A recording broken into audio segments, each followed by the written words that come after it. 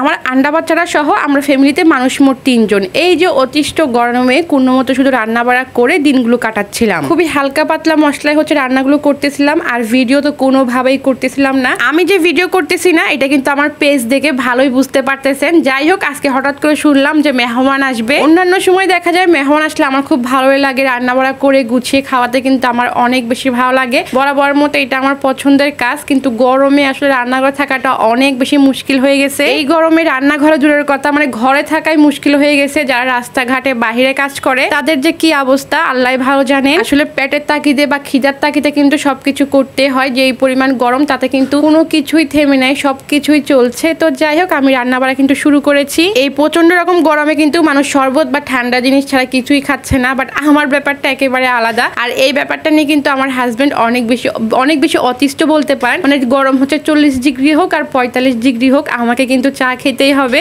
যার কারণে সকালবেলা হচ্ছে সবকিছু গুছিয়ে চা কিন্তু অলরেডি বসিয়ে দিয়েছি। আজকে যেহেতু একটু বেশি রান্না বাড়া করবো, সময়টাও বেশ ভালোই লাগবে, সেই জন্য হচ্ছে মাংসটা হচ্ছে প্রথমে ঘুম থেকে উঠিয়ে হচ্ছে ভিজিয়ে দিয়েছিলাম। তো এখন হচ্ছে মাংসটা হাতে মাখিয়ে চুলায় বসিয়ে দিয়েছি। আর এই যে ডিম সিদ্ধ করতে দিয়ে গিয়েছিলাম, আর এই ফাঁকে কিন্তু আমি নাস্তা খেয়ে চলে এসেছি। মেয়েকেও হচ্ছে নাস্তাটা খাইয়ে দিয়েছি। বেশ ভালোই সময় লাগে ওইদিকে, প্রায় আধা ঘন্টার মতো। এই সময়টাতে কিন্তু একটু সময় নিয়ে আস্তে আস্তে হচ্ছে মাংসটাকে কষিয়ে নিয়েছি। আর মাংসর মধ্যে হচ্ছে কিছুটা আলুও দিয়ে দিয়েছি। মেহমান হচ্ছে একজনই আসবে, আমরা জানা ছিল না, আর পূর্বের কোনো হচ্ছে প্রস্তুতি ছিল না। একজন হলো, আর মেয়ের বাবা হচ্ছে অলরেডি অফিসে চলে গেছে। তো বাসায় যা যা আছে আমি সেগুলোই হচ্ছে করে নেওয়ার চেষ্টা করতেছি আর কি। যদিও মেহমান আসবে রাতে, তারপরে হচ্ছে আমি দুপুর বেলায় অনেকটা কাজ হচ্ছে গুছিয়ে রাখছি। পোলাওটা শুধু হচ্ছে রাতে রান্না করব, বাদ বাকি সবকিছুই হচ্ছে আমি দুপুরে রান্না করব। মেহমানের রান্না বাড়া ছাড়াও কিন্তু আমার হাজবেন্ড হচ্ছে দুপুরে এখন বাসায় ভাত খেতে আসে, তার জন্য কিন্তু টুকটাক কিছুটা রান্না করা লাগবে। তো আমি চিন্তা করতেছিলাম যে কি কি করা যায়। মেহমান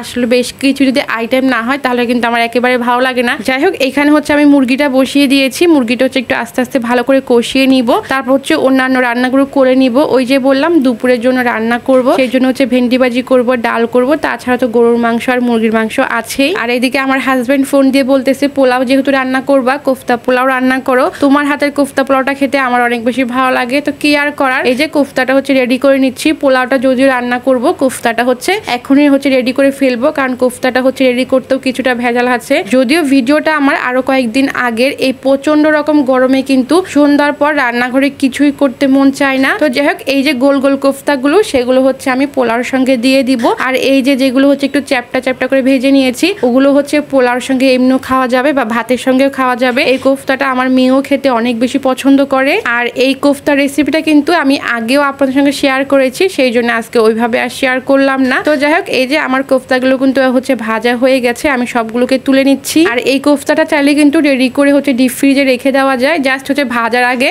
গোল গোল শেপ দিয়ে যদি রেডি করে ডিপ ফ্রিজে রেখে দেন, জাস্ট হচ্ছে যখন যে কয়েকটা প্রয়োজন ওই কয়েকটা কিন্তু বের করে শুধুমাত্র ভেজে পোলাওতে দিয়ে দিতে পারবেন। জাস্ট হচ্ছে একেবারে অনেকগুলো বানিয়ে রাখলেই হয়। তো যাই হোক, এরপর হচ্ছে আমি সবকিছু নামিয়ে এখন হচ্ছে ডিমটা একটু হচ্ছে ভাজা করে নিচ্ছি। ডিমটা হচ্ছে ভুনা করব, একেবারে অল্প মশলা দিয়ে ডিমটা ভুনা করে নিব। ওই যে বললাম হঠাৎ করে হচ্ছে উনি আসবেন শুনেছি, যার কারণে হচ্ছে বাসায় যা যা আছে একটু একটু করে আইটেম বাড়ানোর চিন্তা ভাবনা করতেছিলাম যে আর কি করব। তো এইদিকে হচ্ছে আমি ভেন্ডিটা ভেজে নিচ্ছি এখনকার জন্য, মানে দুপুরের জন্য হচ্ছে আমি ভেন্ডি ভাজি আর ডাল রান্না করব। তার পাশাপাশি তো আরো অনেক কিছু করেছি, ওখান থেকে একটু একটু হচ্ছে নিলে আমাদের দুপুরের খাওয়াটা হয়ে যাবে। তো যাই হোক, ওইদিকে হচ্ছে আমি আম ডাল রান্না করে নিচ্ছিলাম। আম ডালটা আমাদের বাসার সবার অনেক বেশি পছন্দ, শুধুমাত্র এই ডাল হলেও আমাদের বাসার সবাই ভাত খেয়ে ফেলতে পারে। তো যাই হোক, এই তো আমার ডিম ভুনা করা শেষ। একেবারে অল্প মশলায় হচ্ছে ডিমটা ভুনা করে ফেলেছি, অল্প একটু ধনিয়া পাতা, অল্প একটু হচ্ছে ভাজা জিরার গুঁড়ি দিয়ে দিয়েছি। এখন হচ্ছে নামিয়ে রেখে দিব। মোটামুটি আল্লাহ আল্লাহ করতে করতে রান্না বাড়া কিন্তু শেষ করে ফেলেছি। আর এই যে আমার আম ডালটা হচ্ছে বাগার দিয়ে ফেলেছি। সবকিছু আসলে ডিটেলসে শেয়ার করিনি, আর ডিটেলসে ভিডিও করলেও হচ্ছে ভিডিওটা অনেক বেশি বড় হয়ে যাবে। অনেক ভিডিও করা হয়েছে, দেখা গেছে অনেক কিছু কেটে কেটে শেয়ার করি, তারপর আজকের ভিডিওটা কিন্তু বেশ